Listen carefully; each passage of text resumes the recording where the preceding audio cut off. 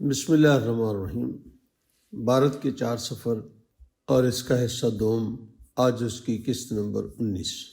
دیپ Saxena sociology کے professor, بھارتی معاشرے کی گہرائیوں سے واقف۔ میں اور وقار سنجم جعفری سردار صاحب کو رخصت کر کے اپنے کیبن میں آ گئے۔ سب لوگ ناشتے سے فارغ ہو چکے تھے اور حشاش بشاش لگ رہے تھے۔ ابھی ہم نے تقریباً 22 گھنٹے اور ساتھ رہنا تھا، اس لیے اب کبھی گفتگو شروع کر دیتے اور کبھی کوئی اپنی کتاب یا رسالہ نکال کر پڑھنا شروع کر دیتے۔ اس وقت موبائل فون بھی اب بہت عام نہیں تھا، انٹرنیٹ بھی کہیں کہیں دستیاب تھا اور لیپ ٹاپ تو شاید ہی کسی کے پاس ہو۔ اس لیے علم حاصل کرنے اور وقت گزارنے کے لیے کتابیں ہی اصل سہارا تھیں۔ اکثر لوگ طویل سفر میں کچھ نہ کچھ پڑھنے کے لیے ساتھ رکھ لیتے تھے۔ ایسے معاملہ ادھر بھی تھا، لیکن میری ایک اور دلچسپی بھی تھی۔ ہم نے جب دہلی سے سفر شروع کیا تو میں نے اسی وقت اپنے ایک ہم سفر سردار دیپ سکسینہ سے مختصر تعارف حاصل کر لیا۔ انہوں نے بتایا کہ دہلی میں ایک یونیورسٹی کے شعبہ سوشیالوجی سے وابستہ ہیں اور گزشتہ 15 سال سے سوشیالوجی سے متعلقہ مختلف مضامین پڑھا رہے ہیں۔ انہوں نے کچھ کتابیں بھی لکھی ہیں اور وہ چنائی میں ایک تعلیمی کانفرنس میں شرکت کے لیے جا رہے تھے۔ میں بہت خوش تھا کہ مجھے ایک صاحب علم سے ہندوستانی معاشرے کے بارے میں بہت کچھ ایسا جاننے کا موقع میسر آ گیا ہے جس تک عام آدمی کی رسائی نہیں۔ یہ میری خوش بختی تھی کہ مجھے ایک ایسا موقع میسر آ رہا تھا۔ سوشیالوجی ایک ایسا مضمون ہے جو معاشرے میں آنے والی تبدیلیوں، رہن سہن اور ایک دوسرے سے میل جول کے طریقوں کے بارے میں بحث کرتا ہے۔ یہ ان مضامین میں سے ایک ہے جو مجھے بے حد پسند ہے۔ دیپ صاحب جیسے جہاں دیدہ پروفیسر کی موجودگی میرے لیے باعث مسرت تھی اور ایک طویل سفر کی وجہ سے ہونے والی انتہائی دلچسپ گفتگو بھی میرے لیے خوشی کا باعث تھی۔ چھوٹے چھوٹے وقفوں میں ہماری کئی نشستیں ہوئیں۔ میں نے ان سے بے شمار سوالات کیے اور انہوں نے بڑے تحمل کے ساتھ جوابات مرحمت فرمائے۔ ان جوابات کی تفصیل بیان کرنے کے لیے الگ سے کتاب درکار ہوگی۔ میں نے ان سے جو کچھ سنا اس کی مختصر رودات آپ بیان کرنا چاہوں گا۔ کیبن کے باہر 2 کرسیاں موجود تھیں۔ جب ہم نے باتیں کرنی ہوتی تو ہم کیبن سے باہر آ کر بیٹھ جاتے تاکہ باقی ساتھی ہماری وجہ سے کسی مشکل کا شکار نہ ہوں۔ میں نے دیپ صاحب سے کہا کہ ہمارے ہاں دیپ کا مطلب چراغ ہوتا ہے، آپ کے نام کا مطلب بھی یہی ہے؟ انہوں نے بتایا ہاں، میرے نام کا مطلب بھی دیا یا چراغ ہی ہے اور سکسینہ ہماری برادری کا نام ہے۔ دیپ صاحب سے میرا پہلا سوال یہ تھا کہ بھارت کی فلم انڈسٹری دنیا بھر میں مشہور ہے اور دن بدن اس میں وسعت بھی آ رہی ہے اور یقینی طور پر اس کے معاشرے پر اثرات بھی ہوں گے۔ میں یہ جاننا چاہوں گا کہ فلم کے معاشرے پر اثرات کو عام آدمی کس نظر سے دیکھتا ہے۔ میرے سوال کے جواب میں انہوں نے کہا، مشتاق جی، آپ کا سوال بہت وسیع ہے، پہلے آپ سوال محدود کریں پھر میں آپ کو اس کا جواب دوں گا۔ میرے لیے ان کا یہ جواب بہت ہی غیر متوقع تھا۔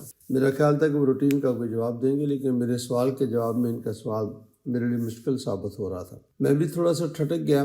میں نے کہا، چلیے آپ یہ بتائیے کہ بھارت کی فلم انڈسٹری کا بھارتی معاشرے کے مختلف گروہوں کو آپس میں قریب یا دور کرنے میں کیا کردار ہے؟ اس کے جواب میں دیپ صاحب نے کہا، سوال تو اب بھی بہت وسیع ہے، لیکن کیونکہ یہ معاشرے کی کسی خاص جہت سے متعلق ہے اس لیے اس کا جواب دینا آسان ہوگا۔ انہوں نے جو بتایا اس کا خلاصہ پیش خدمت۔ دیپ صاحب نے کچھ دیر سوچنے کے بعد بتایا کہ میں آپ کو ایک ایسی بات بتاتا ہوں جو عام طور پر بیان نہیں کی جاتی۔ میری دلچسپی بڑھ گئی اور میں مزید چوکنا ہو کر بیٹھ گیا۔ انہوں نے بتایا کہ ہم نے حال ہی میں ایک ریسرچ کی ہے جس کے مطابق ہماری فلم انڈسٹری نے بھارتی معاشرے کو قریب لانے اور ایک دوسرے کو جاننے میں بے حد اہم کردار ادا کیا۔ وہ اس طرح کہ اگر آپ فلم انڈسٹری میں کام کرنے والے لوگوں کو دیکھیں تو آپ کو معلوم ہوگا کہ وہاں پورے بھارت سے لوگ آتے ہیں اور مل جل کر فلم بناتے ہیں۔ انہوں نے ایک مشہور فلم شعلے کا تذکرہ کیا اور بتایا کہ اس فلم بنانے والوں میں بھارت کے سبھی علاقوں کے لوگ شامل ہیں۔ انہوں نے مزید بتایا کہ ہماری سیاست میں بھی زیادہ تر علاقائی سیاست کرتے ہیں۔ وہ مرکزی اسمبلی میں بھی اپنے علاقوں کی بات کرتے ہیں جس سے لوگ تقسیم ہوتے ہیں اور اس کی بنیادی وجہ مفادات ہی ہیں۔ اس کے برعکس فلم انڈسٹری میں ہم نے دیکھا ہے کہ ایک پلیٹ فارم پر بہت سے لوگ مل کر کام کر رہے ہوتے ہیں جو عقائد، خیالات اور سماجی طور پر ایک دوسرے سے بہت مختلف ہوتے ہیں۔ یہ سب دیکھ کر ہم سمجھتے ہیں کہ فلم انڈسٹری ملک کے مختلف لوگوں کو قریب لانے میں اہم کردار ادا کر رہی ہے۔ دیپ صاحب نے دوسری بات یہ بتائی کہ اس فلم کے ذریعے لوگ ایک دوسرے کو جاننا شروع ہو گئے۔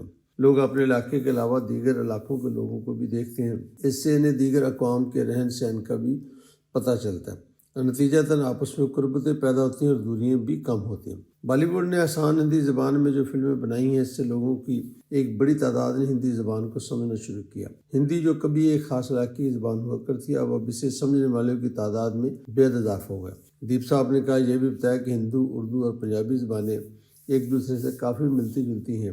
اس وجہ سے فلم انڈسٹری نے ہندی اور پنجابی زبان میں فلمیں بنا کر بھارت کے لوگوں کو ایک قوم بنانے میں اہم کردار ادا کیا۔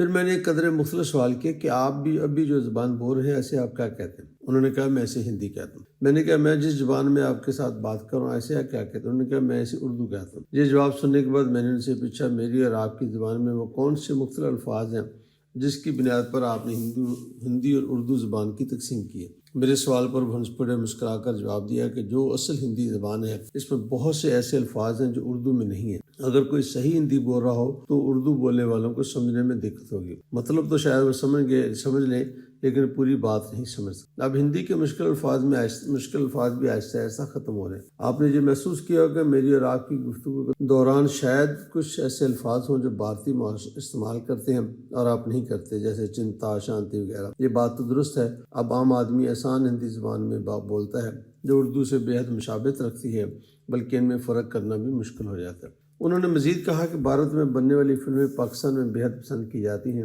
اور انہیں سمجھنے میں پنجابی یا اردو سمجھنے والے شخص کو کوئی دقت محسوس نہیں ہوتی، لیکن اگر آپ ہمارے ٹی وی پر ہندی خبریں سنیں تو پورے یقین سے کہہ سکتا ہوں کہ شاید آپ کو آدھی باتیں بھی سمجھنا ہے۔ میں سمجھتا ہوں کہ ہندی جو صدیوں پرانی زبان ہے وہ اب آسان ہندی میں تبدیل ہو گئی ہے۔ اردو اور اس کے درمیان میں شاید 2% کا فرق بھی باقی نہیں رہا۔ آخر میں انہوں نے کہا یہ بات ہمارے لیے باعث تشویش ہے کہ ہماری موجودہ نسل صدیوں سے بولی جانے والی ہندی زبان سے دور ہوگی۔ کئی بچے صرف انگلش میں بات کرنا پسند کرتے ہیں، اگر کبھی وہ ہندی میں بات کریں تو ان کی ہندی آسان ہندی ہے جو اردو سے دور نہیں۔ یہ کہہ کر انہوں نے کہا معاشرتی رویوں میں تبدیلی لانے والے عوامل پر کوئی آسانی سے قابو نہیں پا سکتا۔ کیا اب ہم اصلی ہندی زبان میں فلم بنا کر دنیا کو دکھا سکتے ہیں؟ ایسا ممکن نہیں ہے۔ اس لیے ایسی زبان استعمال کرتے ہیں جسے زیادہ سے زیادہ لوگ سمجھ سکیں، خاص طور پر ہندی، اردو اور پنجابی بولنے والے جن کی تعداد 1 ارب سے بھی زائد ہے۔ اپنی فلم کی کامیابی کے لیے بالی ووڈ کا ایسا کرنا بے حد ضروری ہے۔ یہ صرف ایک وجہ ہے اور اس طرح کی بے شمار دیگر وجوہات بھی موجود ہیں جو ہمارے کنٹرول میں نہیں ہیں۔ اس لیے میری ہندی اور آپ کی اردو میں کوئی خاص فرق نہیں، البتہ لکھنے اور رسم الخط میں نمایاں فرق ہے۔ ہم کئی گھنٹوں سے بات کر رہے تھے اور ہمیں آپس میں بات کرنے کے لیے کسی دوسری زبان کی ضرورت پیش نہیں ہے۔ یہ کمال ہے آسان ہندی کا۔ مشکل ہندی مجھے تو کچھ سمجھ آتی ہے لیکن میرے بچوں کو نہیں آتی۔ جیسے انسان مرتے ہیں ویسی زبانیں مر جاتی ہیں۔ ہر روز کسی نہ کسی زبان کی موت واقع ہوتی ہے۔ ہم ایک یونیورسل زبان کی طرف جا رہے ہیں جس کا نام انگریزی ہے، جس کا مشاہدہ آپ اپنی طرف بھی کہہ سکتے ہیں یہاں بھی۔ ہماری عدالتی کارروائیاں، ہماری دکانوں کے نام، علاقوں کے نام، ہمارے اداروں کے ایک دوسرے سے رابطے کا ذریعہ، انگلش میڈیم اسکولوں کی بھرمار اور اس کے علاوہ بے شمار مسالے ہیں جس بات کو سمجھنے کے لیے کافی ہیں کہ اب انگریزی کا ہی چلن ہے۔ دیپ صاحب کے ساتھ ایک طویل نشست اختتام پر پہنچ گئی۔ ہم نے باقی باتیں اگلی نشست میں کرنے کا منصوبہ بنایا۔ انشاءاللہ باقی باتیں آپ کو اگلی قسط میں پیش کی جائیں۔